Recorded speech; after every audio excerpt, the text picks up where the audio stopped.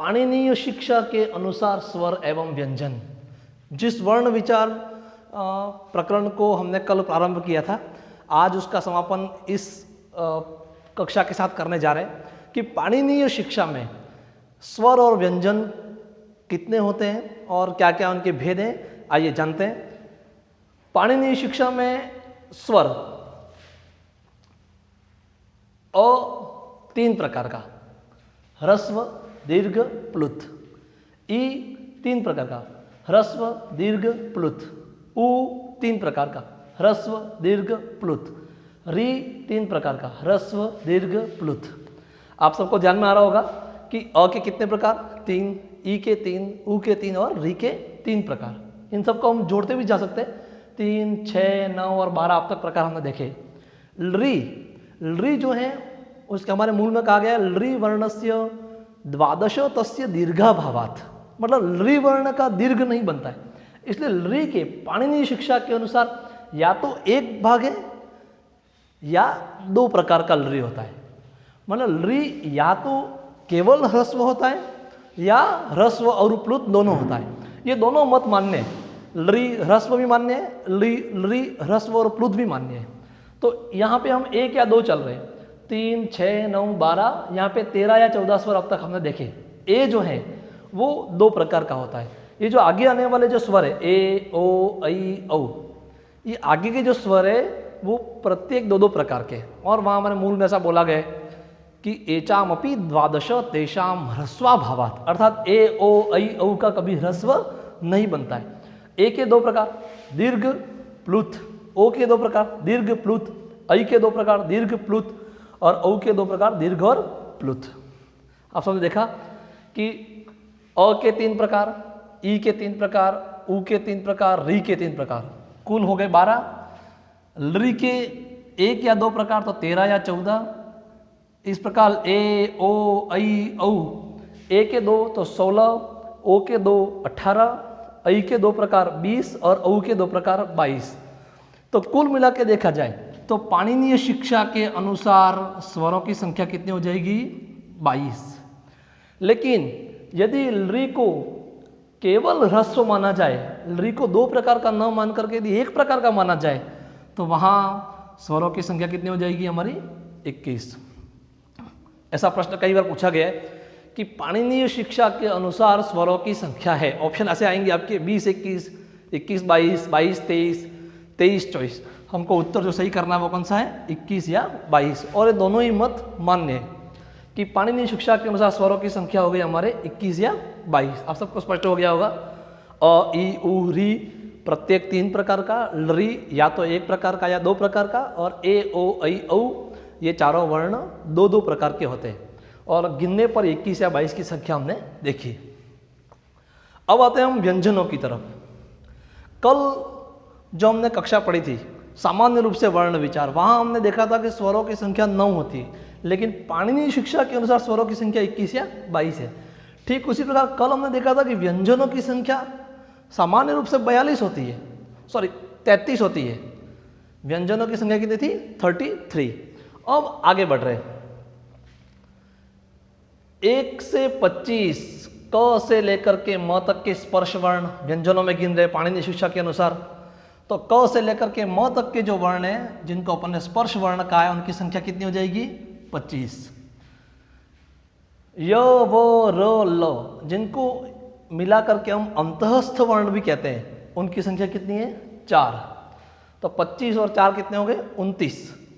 फिर श, श, स, ह इनको बोला हमने ऊष्म वर्ण, और ऊष्म वर्णों की संख्या भी कितनी है हमारी, 4।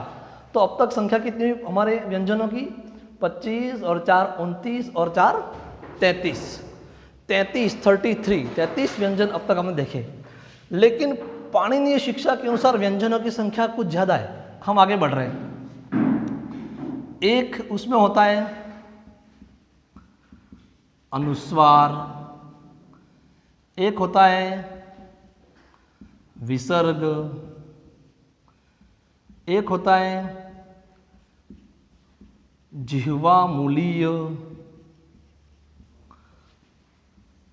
एक होता है उपधमानीय। तो 25, 4, 29, 33, 34, 35, 36, 37 4 होते हैं यम और एक होता है दुष्पृष्ट ल। इसका प्रयोग वैसे वेदों में किया जाता है, दुष्पृष्ट ल। एक बार वापिस गिन लेते हैं हम। व्यंजनों की संख्या पाणिनीय शिक्षा के अनुसार क से लेकर के म तक 25, 4 अंतःस्थ 29, 4 ऊष्मवर्ण 33, अनुस्वार 34, विसर्ग 35, जिह्वामूलीय 36, उपधमानीय 37, यम की संख्या होती है 4, तो ये हो जाएंगे हमारे 41, और दुष्पृष्ट ल उसको भी गिनेंगे तो हमारे व्यंजनों की संख्या कितनी हो जाएगी 42। अब आपको कुछ जिज्ञासाएं हो रही होंगी। सामान्य रूप से अनुस्वार तो आप जानते ही है, विसर्ग जानते हैं। अनुस्वार जैसे रामम, ग्रामम, विद्यालयम। विसर्ग जिसका उच्चारण हम ह की तरह करते हैं, रामः, बालकः, ये विसर्ग है। अब आपको शंका हो रही है कि जिह्वामूलीय और उपधमानीय क्या है। मैं आपको स्पष्ट कर दूं, इस तरह का एक चिन्ह है जिसका वेदों में प्रयोग होता है। अगर ऐसे चिन्ह के बाद क या ख वर्ण आ जाए तो इस चिन्ह को हम बोलेंगे जिह्वामूलीय। क्या बोलेंगे इसको हम? जिह्वामूलीय। और इस चिन्ह के बाद यदि प या फ इन दोनों वर्णों में से कोई आ जाए तब उस चिन्ह का नाम क्या पड़ जाएगा? उपधमानीय। वैसे इसका नाम जिह्वामूलीय है, इसका नाम उपधमानीय है। पहचान है, पीछे क या ख रहेंगे तो वो जिह्वामूलीय है, पीछे प या फ रहेंगे तो वो उपधमानीय है।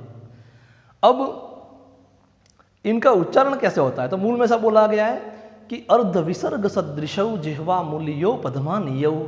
आधे विसर्ग के समान जिह्वामूलीय और उपधमानीय होते हैं। इनका उच्चारण भी आधे विसर्ग के समान होता है। अब आते हैं हम, जो आपको शंका हो रही होगी, यम। यम क्या है? यम की संख्या है 4। अब मैं जो बोल रहा हूं उसको आप ध्यान से सुनेंगे तो आपको यम समझ में आ जाएगा। हमारे जो वर्ग है, जो हमने कल देखे थे, क वर्ग, च वर्ग, ट वर्ग, त वर्ग, प वर्ग, उन 5 वर्गों में से आगे के 4 वर्गों के 5वें वर्ण आपको ध्यान रखना है। कौन कौन से? आगे के 4 वर्गों के 5वें वर्ण घ, ञ, अण, न। मैं आपको यम समझाने का प्रयास कर रहा हूं। घ, ञ, ण, न। ये इन चारों में से कोई वर्ण पीछे रहे, बाद में रहे, और उसके पहले रहने वाले, इन चारों के पहले रहने वाले 2 आधे अक्षरों में से दूसरा आधा अक्षर यम कहलाता है। मैं अपनी बात को दोहरा देता हूं। इन चारों वर्णों के पहले रहने वाले 2 आधे अक्षरों में से दूसरा आधा अक्षर यम कहलाता है। मैं उसका एक उदाहरण देता हूं आपको। पलिक निहि। आप देख पा रहे होंगे कि न है हमारा, न से पहले 2 आधे अक्षर है, पलिक निहि, प ली आधा क नी। तो द्वितीय जो क है, मतलब इस 2 आधे क में जो दूसरे वाला आधा क है उसका नाम क्या हो जाएगा? यम। जैसे कि एक और उदाहरण देख लेते, चख नतुहु, चख नतुहु। यहां पर भी न आ रहा है और 2 ख आधे आ रहे हैं। 2 ख जब आधे आ रहे हैं तो द्वितीय जो ख है, दूसरा जो ख है, उसका नाम क्या पड़ जाएगा? यम। उसका नाम क्या पड़ जाएगा? यम। अग्निहि, घ्नन्ति, ऐसे उदाहरण आप और देख सकते हैं। तो यम की संख्या कितनी हो जाएगी? 4। और एक बता दिया दुष्पृष्ट ल, जिसका उच्चारण ल से थोड़ा भिन्न है, ढ एस, उस तरह का उच्चारण है, और इसका प्रयोग वेदों में होता है। तो कुल मिला के पाणिनीय शिक्षा के अनुसार हम व्यंजनों की संख्या देखें तो कितनी हो जाएगी हमारी? 42।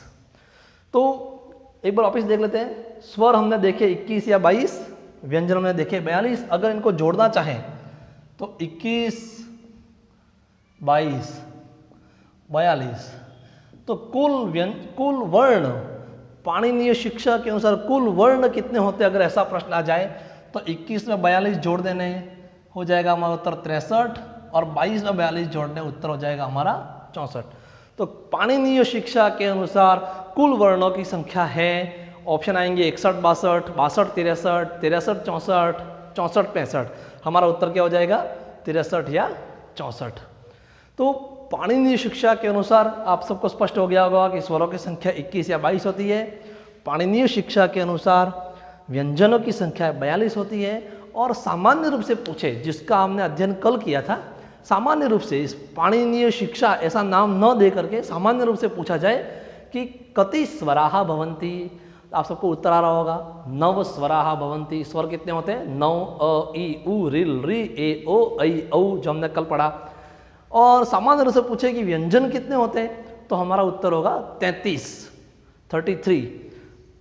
25 तो स्पर्श वर्ण, 4 अंतःस्थ वर्ण और 4 ऊष्म वर्ण, इनको मिला दिया जाए। सामान्य रूप से अगर देखा जाए कि वर्ण कितने होते हैं, तो हमारे पास 9 तो कल स्वर थे, 33 व्यंजन थे, और हमारे कुल वर्ण सामान्य रूप से कितने हो जाएंगे 42। तो मैं अपने प्रश्नों को दोहरा देता हूँ ताकि आपका संशय दूर हो जाए। स्वराः कति भवन्ति 9, व्यंजनानि कति सन्ति 33 33। पाणिनीय शिक्षानुसारं कति स्वराः भवन्ति 21 वा 22। पाणिनीय शिक्षानुसारं कति व्यंजनानि भवन्ति 42। पाणिनीय शिक्षानुसारं कति वर्णाः भवन्ति 63 वा 64, 63 या 64। और सामान्य रूप से पूछे कति वर्णाः भवन्ति, तो हमारा उत्तर क्या हो जाएगा 42। हमने कल वर्ण विचार टॉपिक को शुरू किया था और आज पाणिनीय शिक्षा के अनुसार वर्ण विचार को देखा। मैं उम्मीद करता हूँ कि आपको वर्णों के बारे में बहुत सारी जानकारी हो गई होगी। इसमें किस तरह के प्रश्न बनेंगे उसकी भी हम आने वाले वीडियोज़ में चर्चा करते रहेंगे। कल एक बात हमारी जहाँ छुट्टी थी वो थी कि कल हम 2 प्रत्याहार पढ़े थे, अच और हल। हम आगे आने वाले वीडियोज़ में देखेंगे कि अच प्रत्याहार, हल प्रत्याहार, उस तरह से प्रत्याहारों की संख्या कितनी होती है, किस मत के अनुसार, किस पुस्तक में, किस ग्रंथ में कितने प्रत्याहार है, उसकी चर्चा हम आने वाले वीडियो में करेंगे।